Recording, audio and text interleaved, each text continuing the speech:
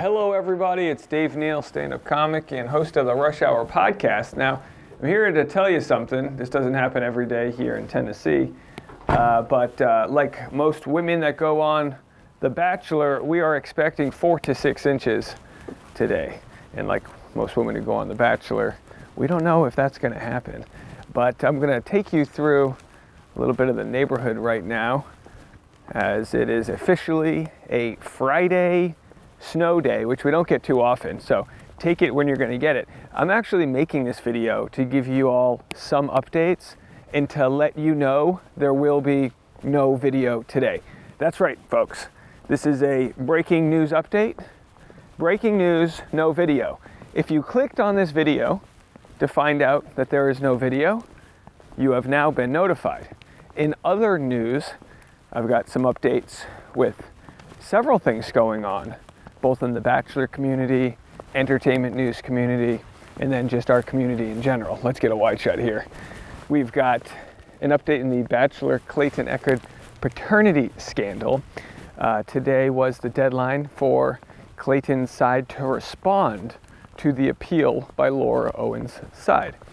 They issued a lengthy appeal, and Clayton's response was slightly smaller, his appeal that is, and now Laura Owen's side has time to wait to respond to that. I have to say, it'll be pretty funny for David Gingras, who we affectionately refer to as Baby Jingy. It'll be very funny to see him, I guess, work for free over this weekend on reading the appeal and getting his response to that appeal, knowing he's not making money. I personally don't mind doing things for free until I know the people I'm doing things for free for are making money, that being Laura Owen's father and their GoFundMe, which has crossed the 6-figure level.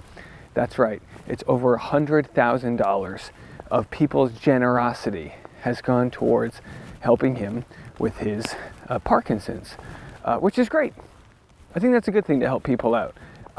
Although I would say he probably wouldn't need the financial help if his daughter wasn't wreaking havoc by extending restraining orders and just ultimately denying all of the things it's been proven that she's done.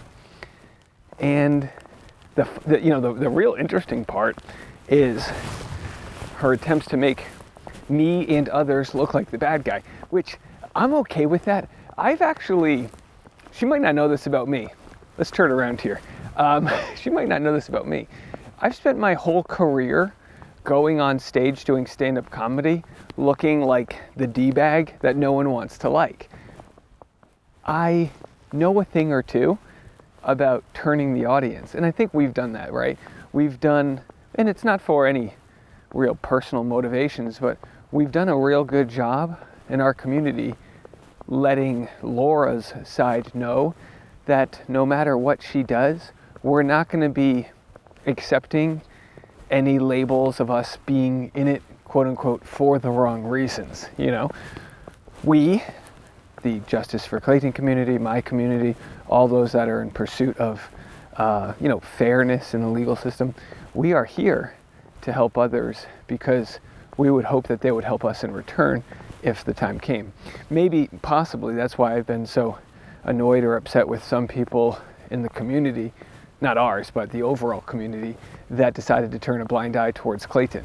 Did they turn a blind eye because he's tall, because he can bench press 350 pounds, because he's a guy? I don't know. They thought he could handle it okay, but what we saw right away was like he was in for a treat with Laura. So, she's tried to label us as a cult or smear us as money grabbing or this or that, and I don't think one of her accusations has stuck. And I think the reason is equity, time. It's almost like she walked into our sitcom and tried to tell us who the villain is. And we're like, no, we're good. We've built up a little bit of a credibility here.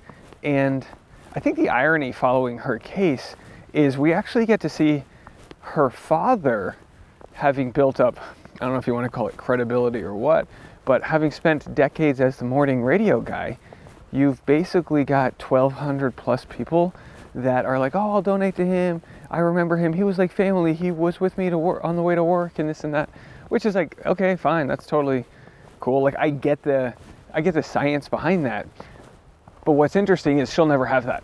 She'll never, like, she can't fathom what organic growth is, because every tool she's used for success has been manipulating the system.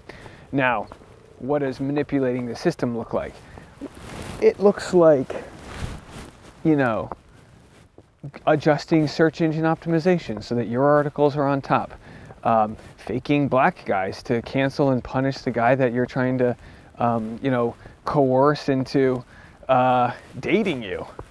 That's what's so crazy. Sometimes we cover this Clayton story and we take our eyes off the prize. We forget how ridiculous it actually was, right? That she tried to get him to sign a dating contract to date with intention.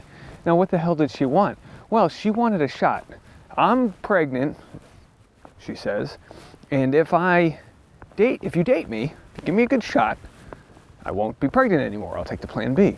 And it's the same stuff she tried with Greg Gillespie. He called her out, and then she said it was abortion coercion, which is not the Dr. Seuss book I want to read. Green eggs and ham, abortion coercion. No thanks. Pass. So we've seen her strategy play out almost like we're a football team, and we've watched the game tape on her over the course of the last couple of years, and we've seen what her playbook is. So then when we get to the game, we're like, oh my gosh, she's gonna do this, she's gonna do that, she's gonna fake a miscarriage, or she's gonna, and it's like, it sounds crazy to say, but then some crazy thing happens where we're right.